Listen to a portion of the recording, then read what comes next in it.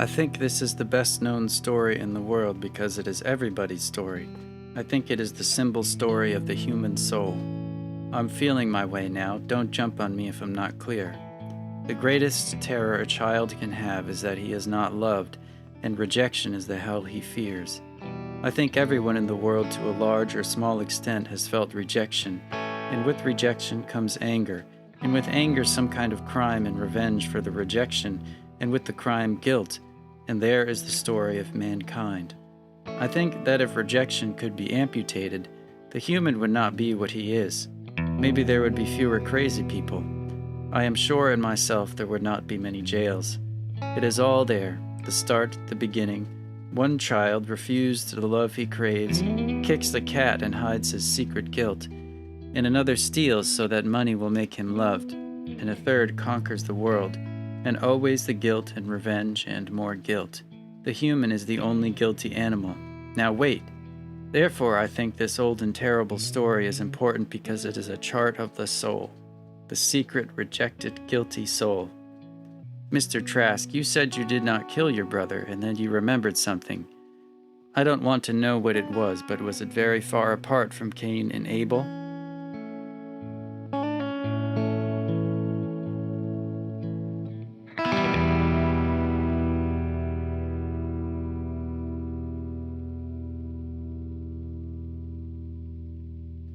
Hello and welcome to Raise a Glass, the podcast where we talk about the stories and storytellers that shape us.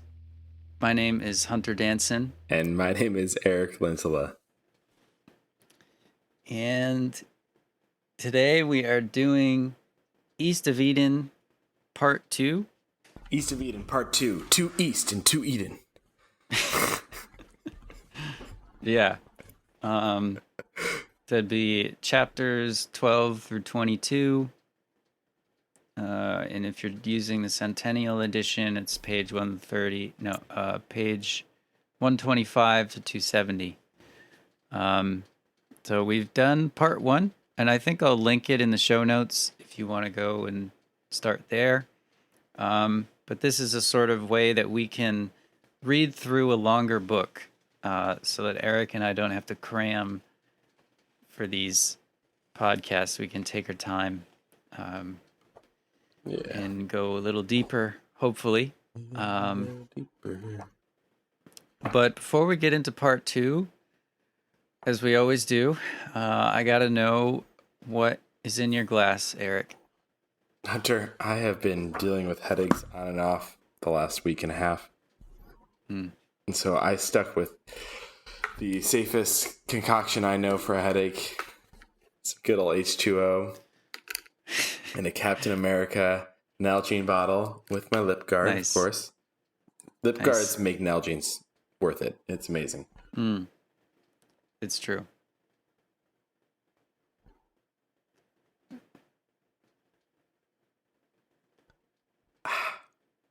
Have you seen Brooklyn Nine-Nine? No. Oh my goodness, there's a moment, I was just drinking my water and I experienced it, where Amy becomes a lieutenant or sergeant, and she's leading a group of uniformed officers. And one of the things that she learns from her sergeant is that you can know you truly can, I think it's from her sergeant, maybe it's from her captain, you truly control a room when you can pause, drink water for a long period of time, put your water down, and then continue talking while holding people's attention the entire time and nobody speaks. So I just thought about that. Yeah. Hunter, what is in your glass? Well, I'm not really feeling sick, but I'm feeling pre-sick, and I'm just really tired. So I wanted something that would perk me up a little bit, and I have a cocktail. It's a cranberry cherry juice cocktail. 100% juice. But you should never. That doesn't mean it's healthy. It's very sugary. So you're drinking an entire glass of, you called it a cocktail. It's not really. It just says juice cocktail Oh, okay. So you're just drinking on the cranberry bottom. juice, Yeah. Yeah. which is With cranberry. cranberry. I always go for the cranberry apple on the plain. Yeah. There's so much sugar in it, though. There's like Oh, yeah. 49 grams of sugar in this. Yeah. So I'm hoping it'll keep me going here for East of Eden. I did put some ice cubes in it as they melt, dilute it a bit, Mm-hmm. I drink my whiskey straight, but I like my cranberry juice on the rocks. That's hilarious. You said the word dilute, and I learned in grad school that if you say the word dilute wrong, you're gonna get a lot of weird faces. So if you say like instead of diluted, if you say diluted, which is how I would say diluted, not diluted, diluted, that people hear diluted, the DELUDED, which means something very different than diluted. And so just wanted to keep there in the back of your mind as you're going around talking to people. Mm-hmm. Something I keep in the back of my mind. It's like, I need to really clarify that I'm saying diluted. Yeah. Enunciate. Mm-hmm. So what are you raising and pouring your H2O for this week? I am going to pour my H2O out for screens. There are many things that I think have been leading to my headaches, but I think one of them is just the amount of screen time. For work and for play. I gotta say, for those who are following along at home, my Pokédex is currently up to 72 Pokemon, and I'm about to go fight the Elite Four after I beat one more gym. So that's exciting, but nice. It's just really frustrating that way in which screens can just lead to headaches for me. And I honestly, today I was walking out of work and I was like, man, I can't even remember. I think I bought blue light filtered glasses, but I'm no longer fully sure. They only help so far. Yeah. Yeah. And I just feel the tension in my neck and my head. But I am raising a glass because one of my absolute favorite events is coming up very soon. In fact, when this episode comes out, it might even be going on. The Summer Olympics. Oh, I love the Olympics. This is something, Hunter, that I know you know. Because I love the Olympics too. Yes. Oh, they're so much fun. And there's some amazing new sports coming out this year in the Olympics. We're going to watch breakdancing, or they call it breaking, is an Olympic sport. Wow. And where it's going on, the Paris Olympics this year have really focused on being green and on not building permanent structures, but instead using the beauty of Paris and of France as the backdrop. And so where breaking is happening is right behind it is the Eiffel Tower. And they've just have added there's equestrian happening at the Palace of Versailles. There's going to be some incredibly stunning visuals in this Olympics. Wow. And I was going to say, you Hunter, you know my love for the Olympics because our sophomore year of college there was a Winter Olympics going on. I don't know if you remember this, but as the RA of the floor that year, I created the signs for the winter for everybody's, this is your room. You've got to pick. And we always do some silly things each semester, to put the name of the people on the doors. And do you remember what I did that year, Hunter? Do you remember what was on your door? I remember when you did Lord of the Rings. Okay. But Hunter, that was the year of the Russian Olympics, and our dormitory was called Root. So I named it the Russian Olympics. And I drew stick figures of all of the sports and then put people's faces as big circles on top of the stick figures playing that sport. So Hunter, on your door, I'm pretty sure there was a downhill skiing like stick figure body with a huge like bobblehead looking, like a fat head looking Hunter face on top of it. I think that's coming back. Coming back late from class or something, opening my door, looking at the bobblehead. That's and I've actually gone about creating a similar but different version of that for my family, my wife's family, and I. We're all going on a trip, and we're going to be on a trip during some of the Olympics, and so we're going to do something similar for each of them to make it a little bit Olympic themed, and our family trophy is going to be up on the line. And so it probably will no longer grace the halls of the Lintola household. Per usual, I answered your 5-second question with a 5-minute answer. Let's see how you respond. Hunter, what is it that you are raising a glass and pouring one out for this week? Well, my pour is also Scream related. Because my phone decided to kick the bucket. It was just had enough of life. Goodbye, cruel world. I didn't mistreat it. I didn't drop it. I didn't even leave it in a hot car. I brought it on a hike with me, but it was in my bag the whole time, off. And I was just using it to try and find a restaurant after we finished the hike. I was also out of state, and it just froze, and it shut itself off, and it tried a couple times to turn itself back on, and it just never turned on again. So, left me high and dry.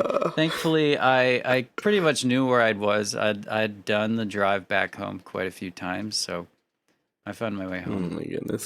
You were by yourself? Well, but yeah. Well, I was with friends on the hike, but I had to drive home by myself. Yeah. My goodness. So yeah, and now I'm a lifelong Android user, and we had the only old phone we had in the house was the iPhone 6S.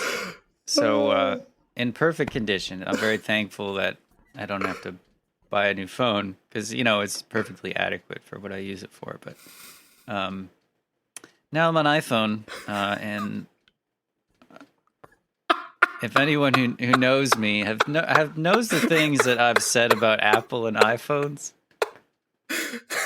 So it's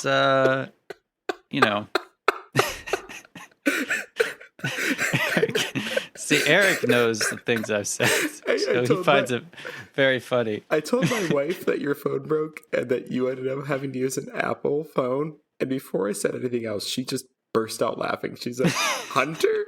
It's an Apple user?" It's hilarious. Yeah, so I'll probably use this one until I can't anymore, and then. But when Hunter says he'll use it till he can't, it will accidentally fall down on the ground and get stomped on 20 times in a row, and then be quote unquote broken. Yeah, I mean I've matured. I still prefer Android, but I don't really love Android. I don't really like. I don't think Google is much better than Apple. You just don't love that there's only two options. Yeah, I mean, and they're too. We're getting really off track here. So I'm gonna raise a glass to the guy at the dump today who accepted the fact that I didn't have a sticker. I was ready to prove that I was a resident. I had my license and everything. I just hadn't had time to go to the town clerk and get a sticker for the dump. And then I was $3 short of what I needed to pay to get rid of this old couch. And he's like, you know what? You'll just owe $3 next time. And he took my $7, and I was like, that's sweet. Nice guy. Guys like that, can't be underestimated in this ridiculous world that we live in now. What an absurd world we live in. I don't know, maybe we should just point out the fact of just how broken everything is. I don't know how important it is to talk about, like, situate ourselves in the political timeline of what's happening. But, like, who knew that we live in a time where we would see an assassination attempt on a political candidate? Right? It's just absolutely broken. I don't know if that's exactly what we're talking about, but, like, I just thinking about the insanity of our world and the brokenness, and it's just I can't understand it, except that I know that God said this is going to be what happens, and it's been what's happening since the beginning. And honestly, East of Eden dives into it, and I'm sure as we get further through the book, the idea of Cain and Abel, that original story of two brothers, will make itself more and more known, and we'll be able to see more and more parallels to the current brokenness of our everyday reality as we read through a fictionalized accounting of reality in the turn of the previous century. Yeah, and I think part 2 does start to get into it, as you heard from the opening quote. So I'm not going to do a super detailed summary, because I think this type of like slow podcast is really geared towards people who are reading it with us. That's kind of the goal, is that the listener can read along and then follow along with the podcast. And you can also, if you're doing it currently while it's coming out, you can reach out to us. And I can't make bona fide promises, but if we are looking for guests. We do have guests on. So if you want to come on and you've been reading East of Eden, maybe you could get in on part 3 or 4 or something. And we would love to have different perspectives and thoughts. But in part 2, it gets, I'd say part 2 is where it gets exciting. Not that it wasn't exciting in part 1, but there's a lot of action. That's true. In part 2, and I feel like part 2 is the story of Adam and Kathy, and then what they look like apart. Like it. Yeah. Right, they're together and then they're apart, where they're being apart and then being together. Yeah. So at the end of part 1, Kathy has been nursed back to health by Adam, and Adam goes insane and decides that he wants to marry Kathy. And that's a very bad decision. Yes. You find out why in part 2. Well, it's important to say before that Charles sleeps with her. Right. Too. I feel like that's got to be important. Yeah, because in this part, Kathy is pregnant and she gives birth to twins. And after she gives birth, I guess these are like the big plot points. She shoots Adam and runs away, and goes and she... we'll talk about what happens with Kathy later, but Adam is kind of left with these 2 kids, and he has Lee, who's a Chinese servant, who's basically raising the kids. Like, God bless Lee. Lee is amazing. I love Lee. Lee and Samuel Hamilton have the best 2 characters in this book. Yeah. And so Lee's kind of raising them, but the kids don't even have names, and they're like, 6 months old or something, and Adam is just kind of in this daze. get to over a year old and they still don't have names. Oh yeah, yeah. And so really, I think the climax of part 2 is, for me at least, when I read it, was when Sam Hamilton comes and confronts Adam, basically like chokes him, like physically confronts him and kind of smacks him out of his days, and he's like, "You have to name these children." And then there's this kind of wonderful scene afterwards where Adam is naming the children, and Lee comes out and has a chicken, and they're all talking about Lee cooks a chicken, and they're all talking about the story of Cain and Abel, and how it relates to Adam and Charles, because Charles tried to murder Adam because he was jealous of Adam, because, as we talked about in part 1, their father loved Adam more than Charles. Yeah. And you can, and I think in part 3, we 3 and 4, we see how that plays out with the next generation after Adam and Charles. And that's part 2, a short, rather disjointed summary. Well, is there a reason you didn't share Kate's or Kathy's piece? Yeah, I figured we would talk about it eventually. Kathy, it's also hard to talk about because Kathy, it's like it makes perfect sense for Kathy. Kathy's basically a psychopath. She just has truly like no terrifying.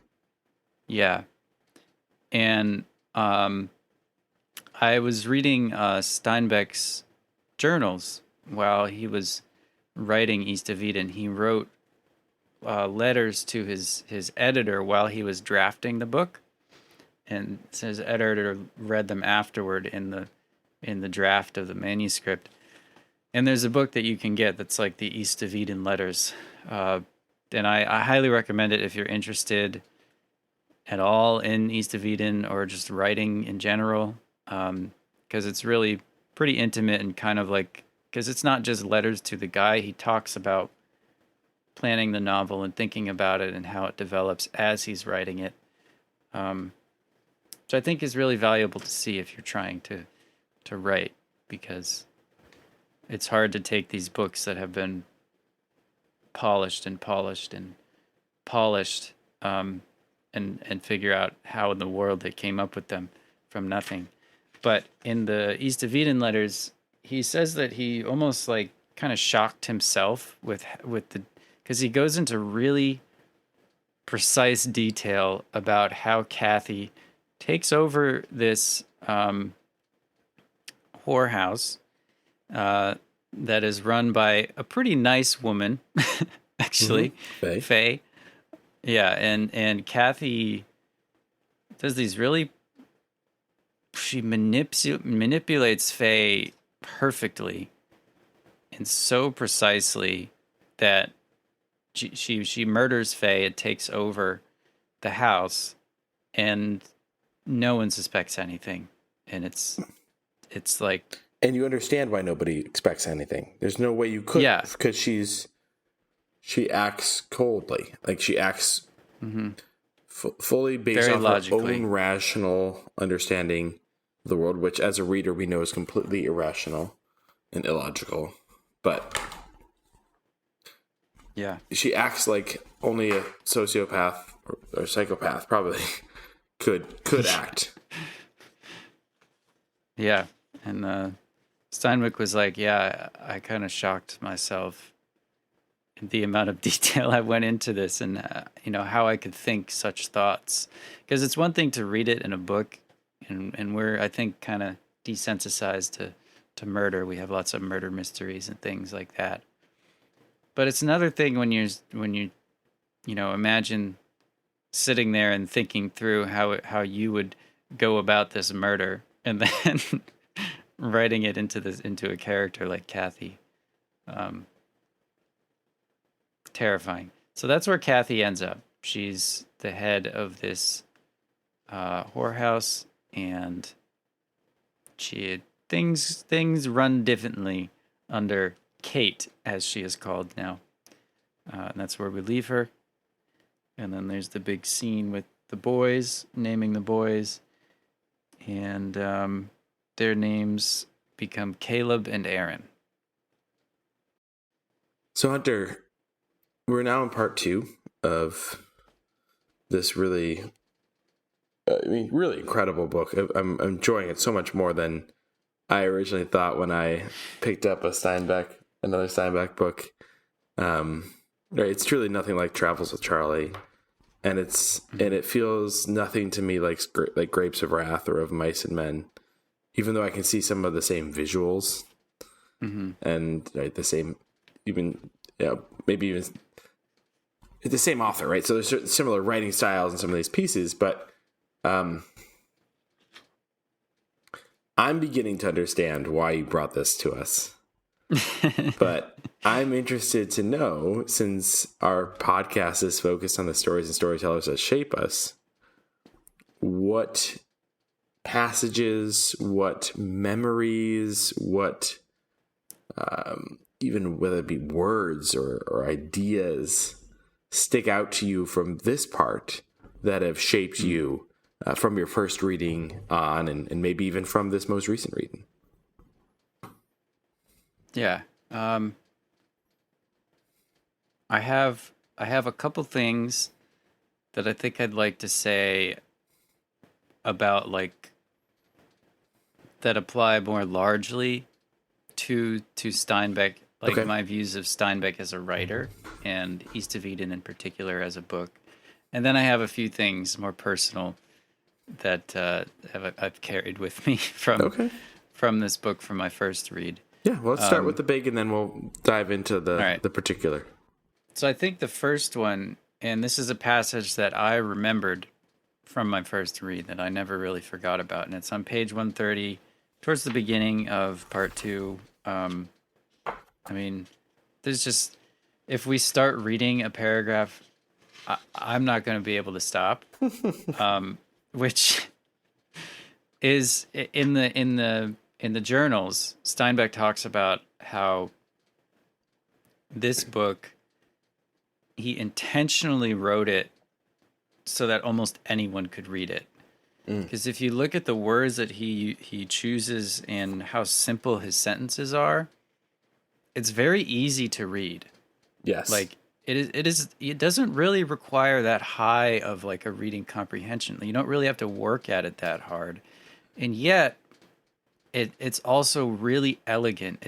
To me it's kind of like a really nice slow blues riff where it's like it doesn't blow you out of the water. It's not like hard to understand a basic blues riff, but it just makes you feel as deeply and for me at least most of the time even more deeply than some ridiculous crazy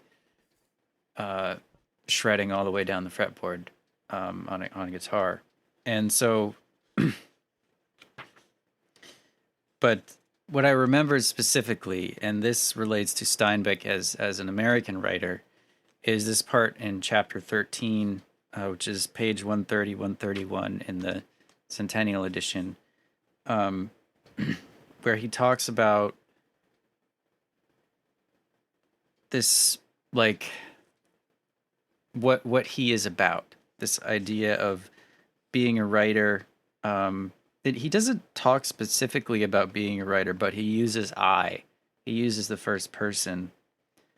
And he talks about, he relates it to the context of his present day of when he was writing, which I think is, he's talking about, I'm pretty sure he's talking about like communism and the idea of these like collective ideas that are, can kind of crowd out the individual. And he says, "This I believe, that the free, exploring mind of the individual human is the most valuable thing in the world. And this I would fight for the freedom of the mind to take any direction it wishes, undirected. And this I must fight against, any idea, religion, or government which limits or destroys the individual. This is what I am and what I am about. And that is why Steinbeck is an American writer, because we talk, the buzzword in America is the rugged individualism. And whether or not you agree with him, and I'm not sure I totally do, even though if you know me, you know that I have very strong opinions and I really treasure unique thoughts and the ability to have a free mind.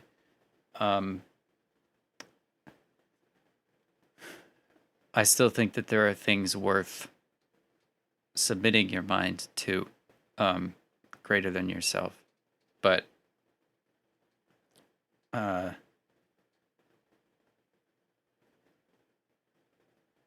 free exploring mind of the individual human is the most valuable thing in the world.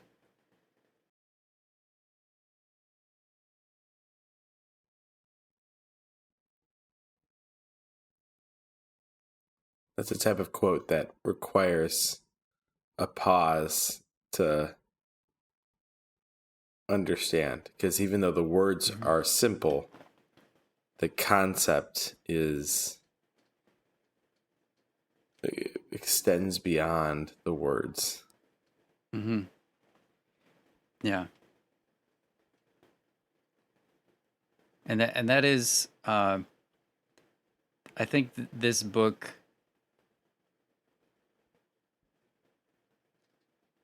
what you were talking about, how things move behind the words, and the complex ideas behind simple words, really, really showed me what writing is capable of, in fiction specifically.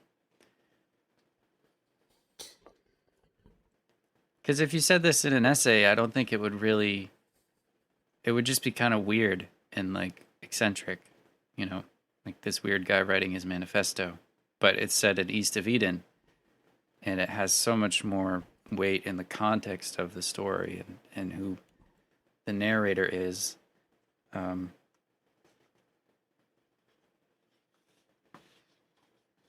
is it the idea that this narrator's thoughts is actually Steinbeck's thoughts?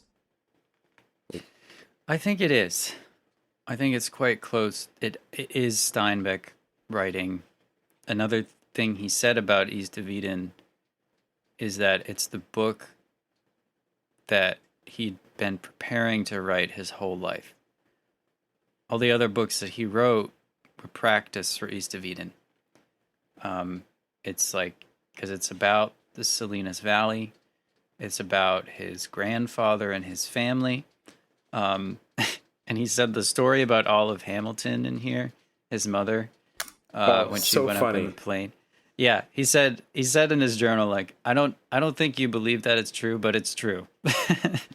He told his editor, he's like, that's exactly how it happened. There's a let's just share that. There's a story. No, we'll get to that in a minute. Yeah. Okay.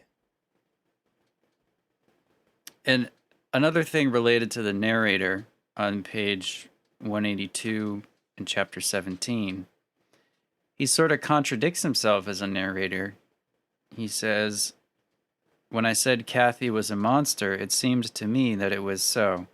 Now I have bent close with a glass over the small print of her and reread the footnotes, and I wonder if it was true. It's like he's letting you in on writing the novel a little bit. Like you're looking over his shoulder. I wonder if Kathy, in a world of Kathys, I wonder what a world of Kathys would look like. Right, it's in many ways this idea of like Space Odyssey, 2001: A Space Odyssey. Like Kathy is humans, right?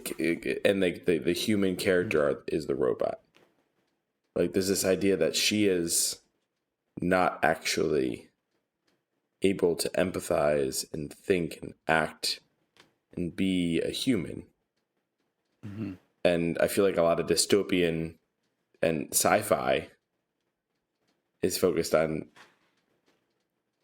making the world like Kathy, or 1984, right? That's Mm-hmm. there's or there's other examples that come to my head. I can't remember the name of the books. That's just a fun little mental exercise. I kept reading the quote that you started with. Right? Who knows, but that she tried to tell someone or everyone what she was like and could not for lack of a common language. Her life may have been in her language, formal, developed, and indecipherable. It is easy to say she was bad, but there's little meaning unless we know why. Yeah, I mean, this is one of those things. There's all of these, conversations, even if they're just written as monologues, that are happening within by the narrator within this larger book. It's hard to tell at different points. Like, am I reading a historical work?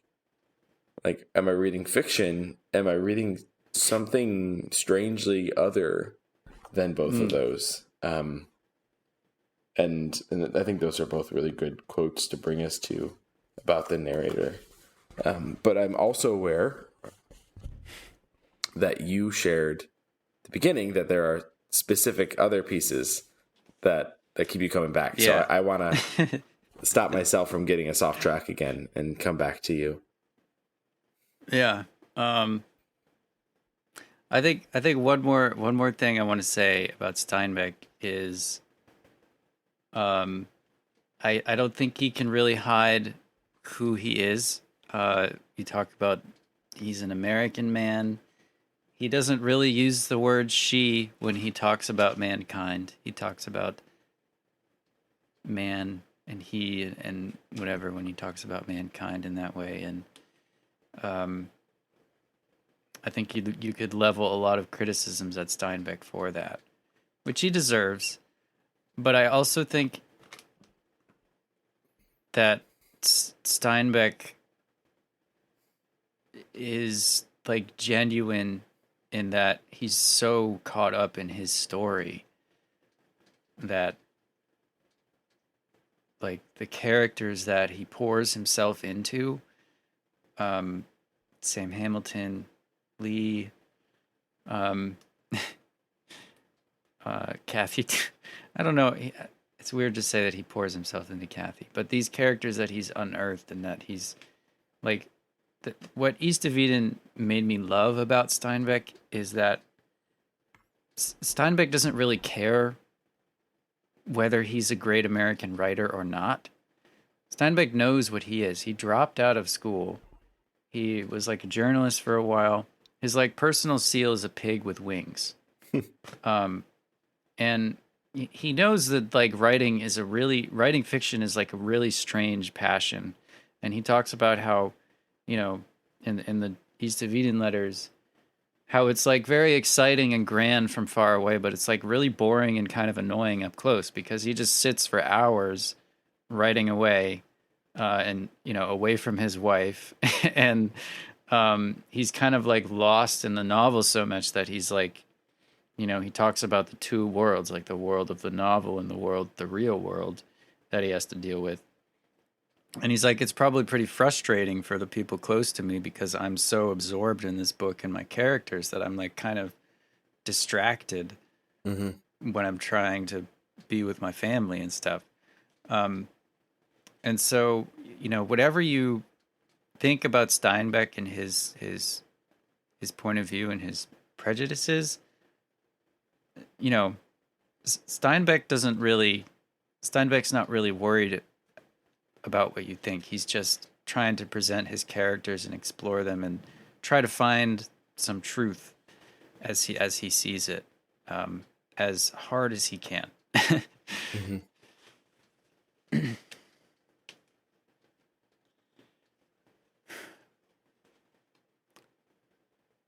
but there are probably, I tried to narrow it down, and I came up with like 3 scenes in part 2 that when I read it the first time, I like remembered them forever. Like the way I, have observed that I experience stories, especially books, goes back to like moments of visions, like specific scenes, specific words that I just kind of ruminate on off and on throughout the years of my life. They become like part of my life experience. um, like as I'm doing dishes, I think about Tess of the Dubervilles milking cows or something, and get a little lost in that for a little while or whatever.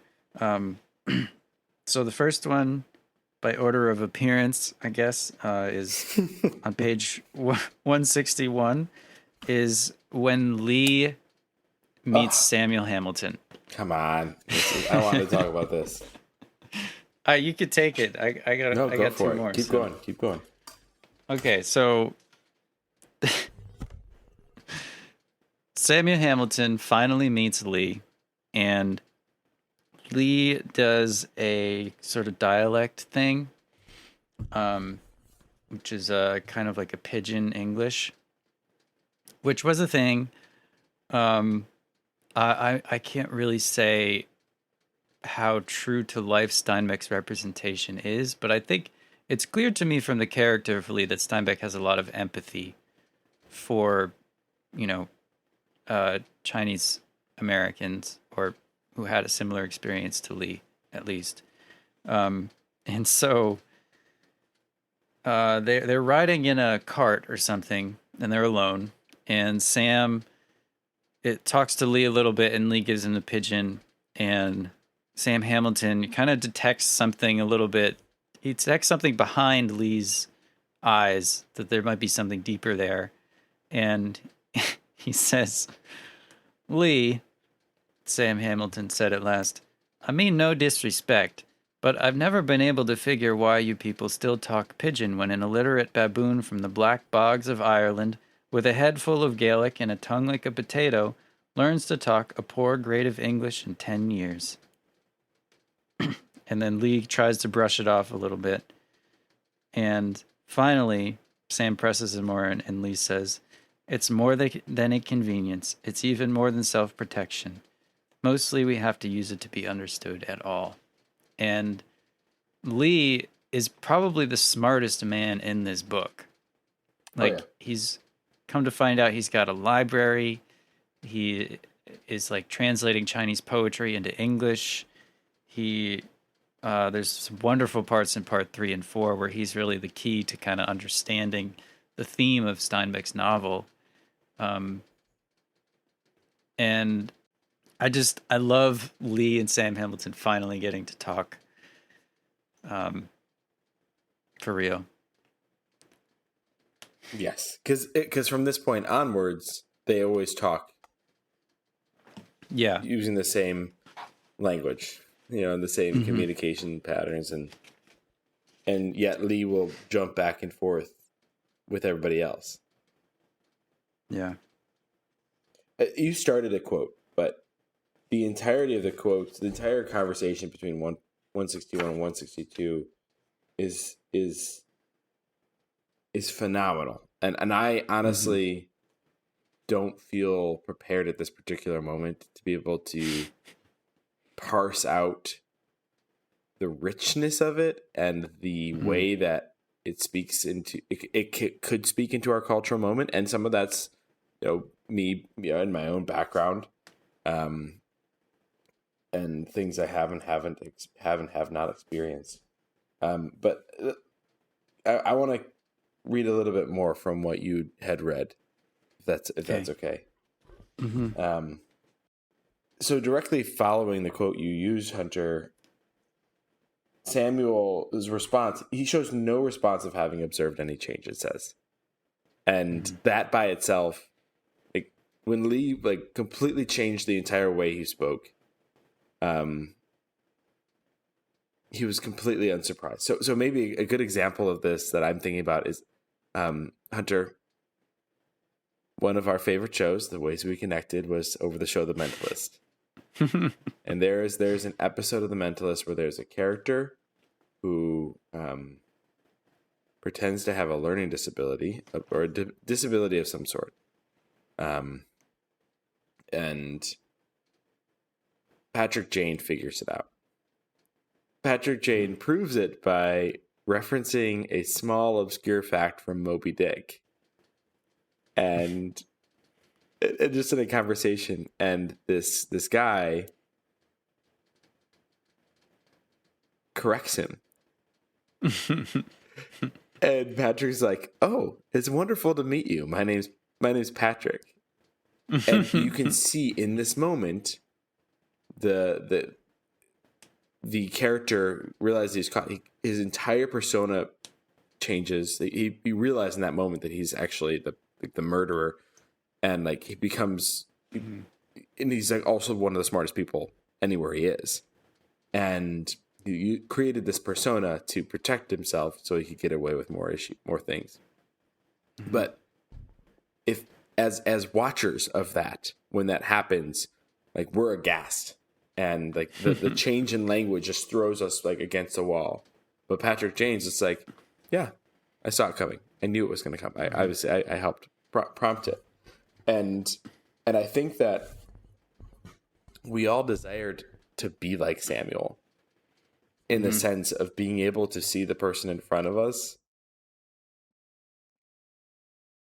and genuinely wonder and have questions and want to know them, but to not let that sense of wonder become a sense of assumption and a sense of prejudice. Yeah. And this is the perfect example of Samuel living that out. And then Lee's response is to then talk about his own experience as Lee asked him, this is top of page 162.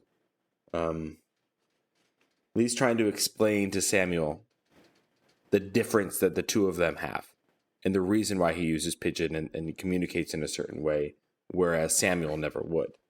And Lee says, where there is no likeness of experience, it's very difficult. I understand you were not born in America. Samuel says, no, in Ireland. And then Lee continues, and in a few years you can almost disappear, while I, who was born in Grass Valley, went to school and several years to the University of California, have no chance of mixing. Samuel, if you cut your cue, dressed, and talked like other people? No, I tried it. The so-called whites, I was still a Chinese, but an untrustworthy one. And at the same time, my Chinese friends steered clear of me. I had to give it up. Lee pulled up under a tree, got out, and unfastened the check rein. Time for lunch, he said. I made a package. Would you like some? It just...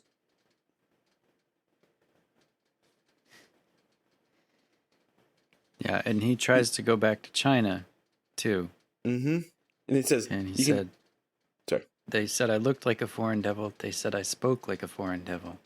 I made mistakes in manners, and I didn't know delicacies that had grown up since my father left. They wouldn't have me. You can believe it or not, I'm less foreign here than I was in China. Maybe we're probably not the best two people to try and parse this out. But I was, let me say this. I was, please listen to the whole thing I'm going to say before you make a judgment, dear listener. I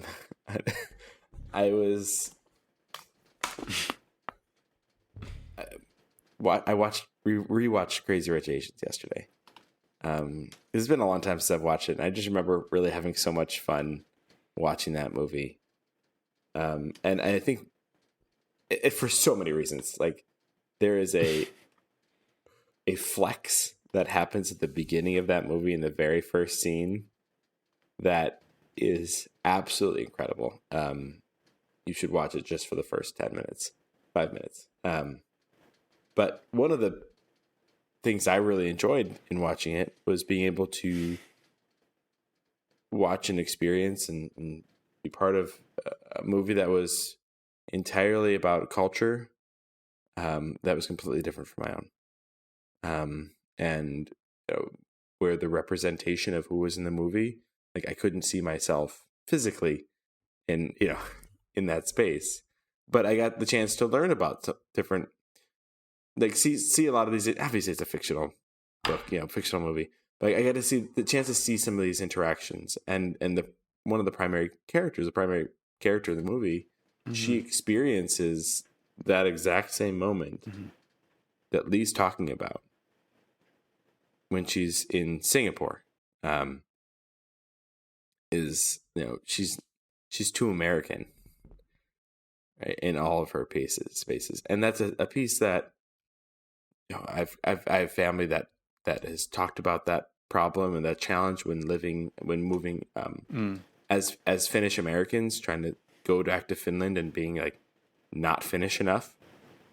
And I also know that's also completely different, right? And Lee brings it up there, and there's so much of our own experience in the United States, and if you look through the history, and I've spent time in my job thinking around refugees, around immigration, around all sorts of spaces, and race and culture and language, all are interacting in that pot continually, and the way that people are seen and interacted with changes depending on what they look like and what preconceived notions they have. And the scene gives you the space through Samuel Hamilton to be a learner, not somebody who's already made up their mind and how the issue should play out and what the right thing is, the wrong thing is, but to be a learner in a space where you know that you really don't know. And it's very rare nowadays that somebody walks into a space and desires to learn. That's true for us, right? I'm sure. That's definitely true it's a cultural lie, I think, that is around us. Right? We can see that play out at the biggest political scale. Like the reality is, if you watch the news, whether it be right, left, or center, is what they're saying. They're often saying things that are truths or half truths, but are not part of the full truth. And a debate will never change the heart or mind of the people debating, because they're not there to learn. They're there to prove the other person wrong and themselves right. Whereas a discussion gives the space for learning, gives the space to set your biases aside or to explore your own biases and that of somebody else's. And this scene is a little snapshot into that bigger picture and how those conversations were happening 100 years ago. Yeah. And I'm sure 100 years before that, and probably 100 years before that. Thank you for sharing that, Eric. I think what you're getting at is a big reason why you should read, and why it's one of the big reasons I read, because even in John Steinbeck, who's very American, white American man of means, whether or not you like his representation of Lee, it gets you to think, and think critically about,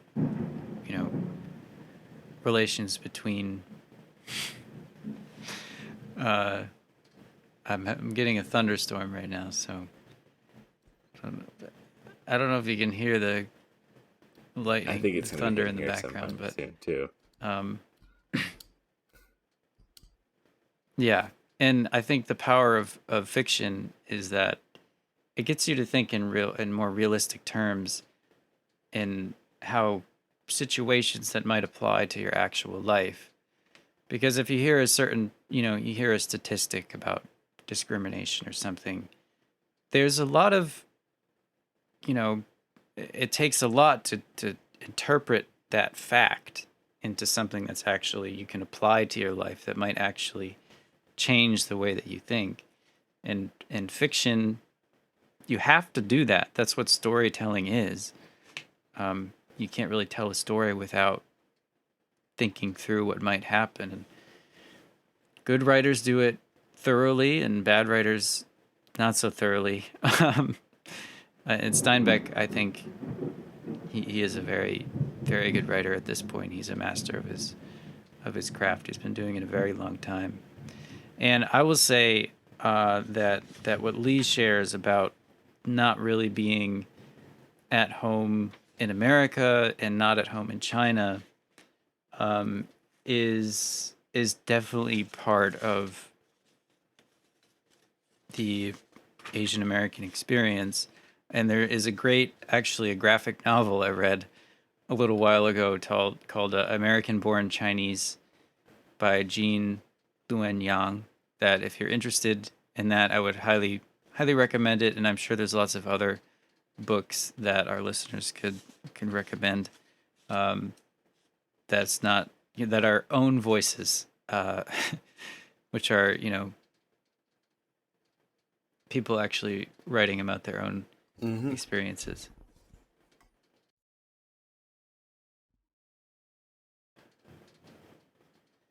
And so we come to the second one for me. And I think it's sort of related because we're getting into some heavy stuff here, some complicated things. And this next one, thing that I think about frequently, comes on page 175, beginning at chapter 16. And it's after Sam Hamilton is riding back from Adam's place after talking with Adam and Kathy. And I don't know if this is after Kathy has given... I think it's before Kathy has given birth. And Sam Hamilton's kind of unsettled. And Steinbeck says, an ache was on the top of his stomach. An apprehension that was like a sick thought. It was a Weltschmerz. A Weltschmerz, which we used to call Welsh rats. The world's sadness that rises into the soul like a gas and spreads despair so that you probe for the offending event and can find none. And it's that word, Welsh rats. Except when I think of it, I think of world sadness. Which we don't have to look very far to find nowadays in the news and even just in life. Even if I haven't looked at the news in a little while, I still, just feel this world sadness. This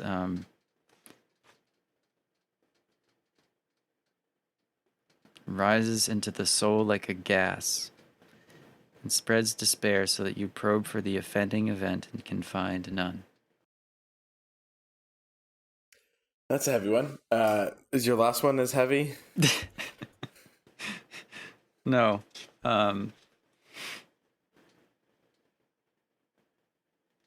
Well, sort of, but not really. But I don't think world sadness is like a bad thing. I think it's a natural reaction to a fallen world. I think it's important not to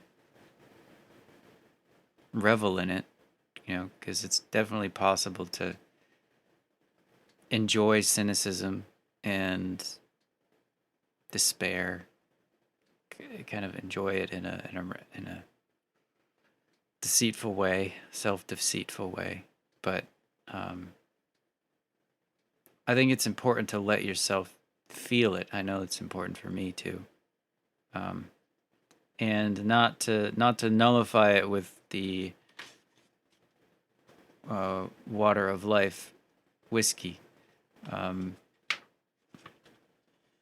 as Sam Hamilton sometimes does. You brought up this book again and talked about how hard it is to read one quote and then stop reading.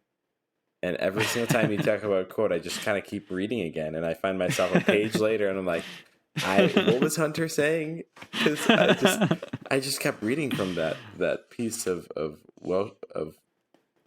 Welshmer's, and the whole scene that follows, where Sam Hamilton's trying to figure out, like, where has he seen non-human eyes without any depth like it before, like with Kathy's, and he remembers back to being with his father, and like, even though his father was trying to get him like out of the space, like in Ireland, they witnessed a public execution where a man was hanged, and the man's eyes, this is 176, middle of the page, the man's eyes had no depth. They were not like other eyes, not like the eyes of a man. It's like you were talking about when you would do the dishes and then be thinking about whatever, and then the time would just pass. And I feel like that's just what happened with that was that moment is for me, kind of, but then also for Samuel Hamilton, like he's riding his donkey, right? Is it a donkey or is it a horse? It's a horse. I think it's a horse. Doxology. Doxology. And he just is so introspective that like time passes, and like he's just a little bit further down the road with doxology. And this book does that, and then it shows that it's doing that. You do that while reading it, and it does it while it's narrating itself. Yeah. Okay, what do we got next? Well, I wanted to ask if there's any that you wanted to add, because mine is towards the end of part. My last one is towards the end.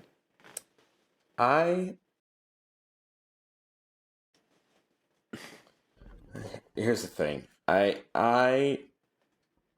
don't want to talk about Kathy, but I think it's so important that we do.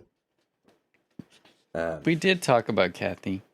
Yeah, we talked about the logistics of what happened. Yes, that's true. I don't know. Maybe I just feel like it's important to reiterate just the shivers you get as you read her storyline. Yeah. And yet it's like, I want to read more, but also when you're not reading her storyline, you're just like, I'm so glad that I'm not in this spot anymore. And then you get back into it. It's terrifying. Okay, wait. I got a different one. Here it is. Okay, here it is. So, Hunter, this book also, in the midst of conversations around Kate or Kathy and Walshman, I immediately forgot the word that he just used. World Sadness. Reds. Yeah, that one. There's some truly hilarious moments. You referenced Olive's piece a little bit earlier. I'm going to read a couple quotes from chapter 14 about Olive Steinbeck. And it starts on page 150. If the Germans had known Olive and had been sensible, they would have gone out of their way not to anger her. But they didn't know, or they were stupid. When they killed Martin Hops, they lost the war, because that made my mother mad, and she took out after them. She had liked Martin Hops. He had never hurt anyone. But when they killed him, Olive declared war on the German Empire. She cast him out for a weapon. For a time, she put on Red Cross uniform. That was all right, but it was not driving at the heart of the Kaiser. Olive wanted blood for the life of Martin Hops.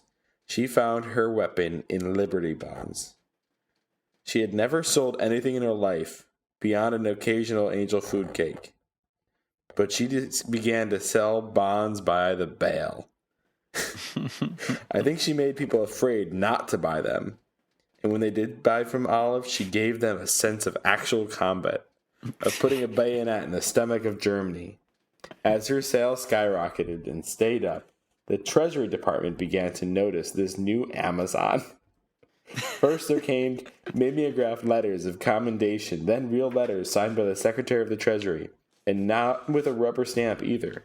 We were proud, but not so proud as when prizes began to arrive. A German helmet, too small for any of us to wear. A bayonet, a jagged piece of shrapnel set in an ebony base.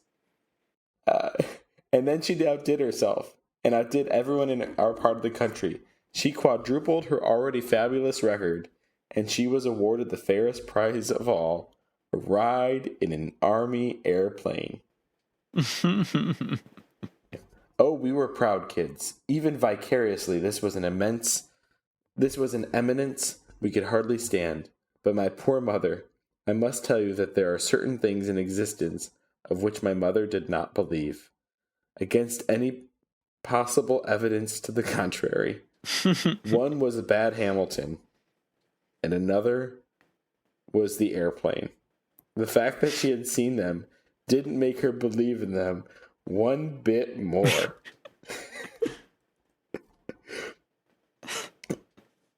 As a punishment, the ride would have been cruel and unusual, but it was a prize, a gift, an honor, an eminence. She must have looked into her eyes and seen the shining idolatry there, and understood that she was trapped.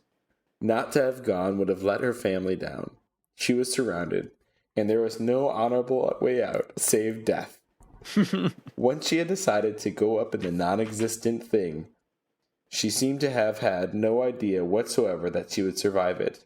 Olive made her will, took lots of time with it, and had it checked to be sure it was legal. Then she opened the rosewood box were the letters her husband had written to her in courtship and sins. We had not known he wrote poetry to her, but he had. She built a fire in the grate and burned every letters. They were hers, and she wanted no other human to see them. She bought all new underwear. She had a horror of being found dead with mended, or worse, unmended underclothes. I think perhaps she saw the wide twisted mouth and embarrassed eyes of Martin Hops on her, and felt that in some way she was reimbursing him for his stolen life. She was very gentle with us and did not notice a badly washed dinner plate that left a greasy stain on the dish towel.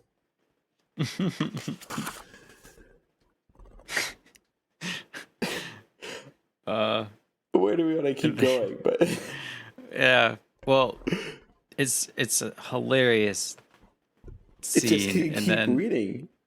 Yeah, you just want to keep. You don't want to stop. Olive.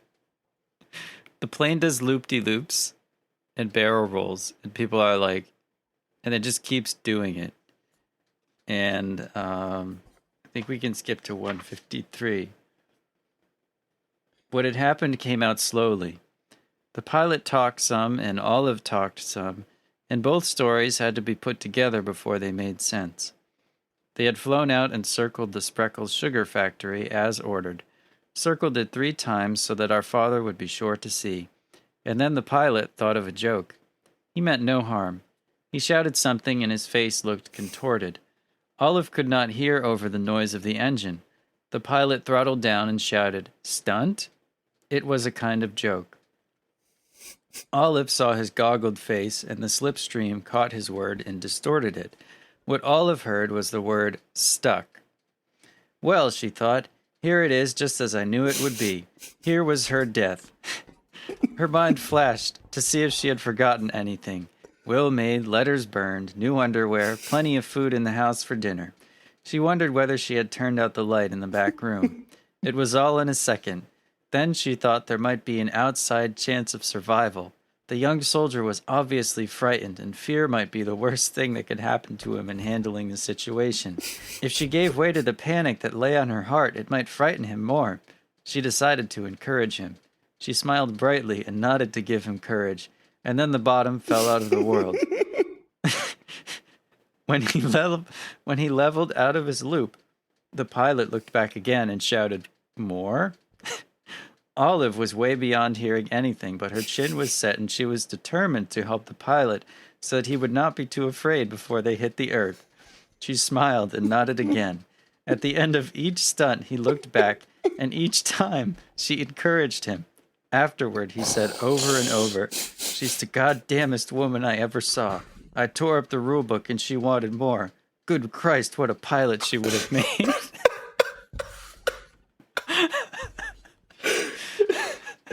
I feel like it's important to say that it took 4 men and quite a long time to get Olive out of the cockpit. She was so rigid they could not bend her. We took her home and put her to bed. She didn't get up for 2 days.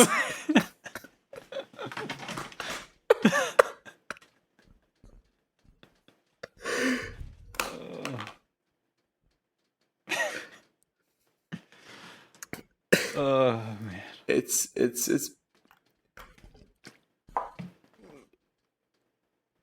It's so clear to me just the quality of writing this is. I understand why it's considered a classic and a work of literature and a magnum opus of his writing career. It's truly spectacular. Right? It's so approachable, though, you know? It's like... We get these ideas about literature of, like, you know, titles like Crime and Punishment, which I love. Crime and Punishment. It's also hilarious. But it's called Crime and Punishment, and they're these big, thick books and stuff. But, you know, you read them, and not all of them, but, you know, quite a few of them, as I've discovered, you end up laughing out loud because it gives you a book like East of Eden, like, showed me that it can give you all of life, all of the sorrow and all of the joy and all of the glory. Well then, Hunter, with that, why don't we end with this last passage that you've been holding out for us? I feel like you could probably guess it, but it's the glory of Samuel Hamilton. When Samuel goes to Adam, and, you know, his wife, before Samuel goes, his wife is like, "You better not come back to this house if those kids don't have names." So Sam Hamilton goes, and I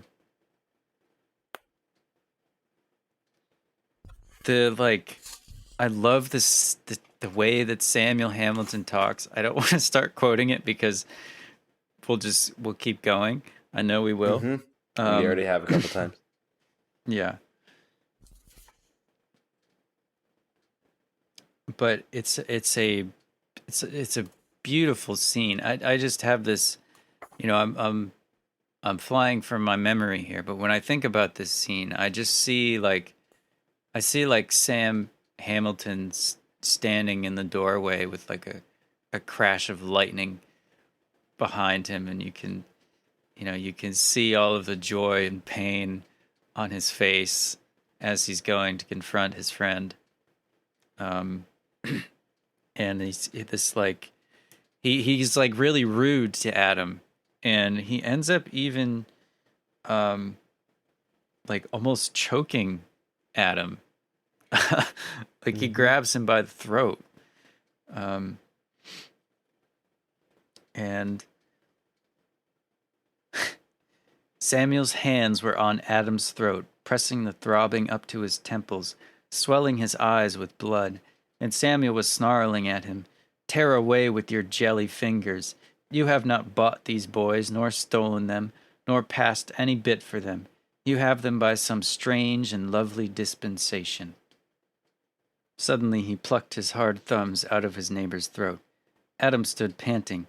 He felt his throat where the blacksmith's hands had been. What is it you want of me? Samuel said, You have no love.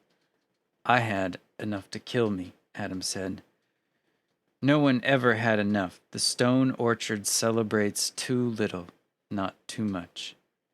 And it's just like these crazy things that come into his speech, like the stone orchard, a strange and lovely dispensation, a scrubby rooster with sweet paternity for a fertilized egg, a dirty clod. It's like, man, he's trying to shock Adam out of his stupor because he's got these two kids that he has to name, these two lives, and it's so, you could call it melodramatic maybe, but whatever it is, it kind of, it struck me like a bolt of lightning when I read it. The just even the depth of the sorrow right after that, after he's kind of beat on Adam more, physically hit him. The fire went out of Samuel's eyes, and he said quietly, Your sons have no names. Adam replied, Their mother left them motherless, and you have left them fatherless. I didn't do it, Adam said. Have you undone it? Your boys have no names. He stooped down and put his arms around Adam's shoulders and helped him to his feet. I've got like a little tear here, and maybe it's just because I'm sleepy. But you brought it up as being the climax, and it is, and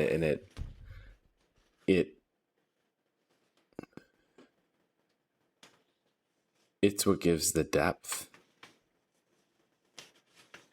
to the story. It's funny that the character we've probably talked about the least is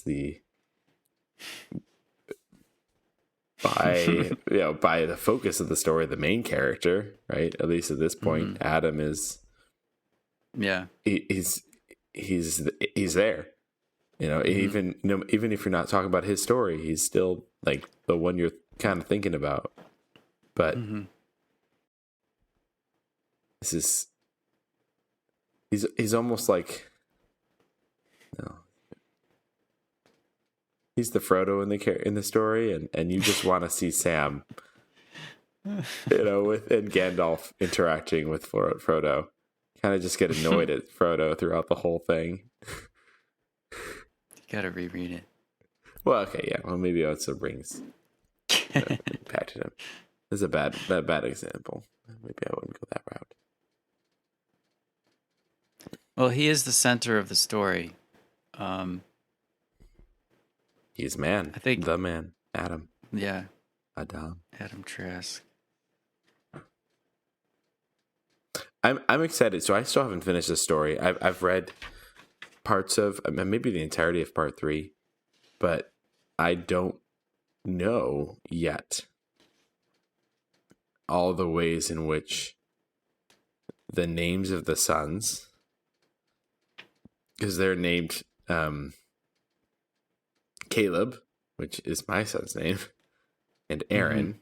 I don't know how, if and how those names will impact their life story in the same way that Adam and Charles is not a biblical name, but the way that their names kind of, and Adam's name in particular, has driven so much of the story. Names mean so much. Yeah. And I think it's really remarkable and impressive that Steinbeck bases the structure of his novel on the story of Cain and Abel, and yet the novel is still its own novel. It's still East of Eden. It's not just an allegory or some reflection of Cain and Abel. It is its own thing centered around this ancient story that goes back to world sadness and hate and murder and love.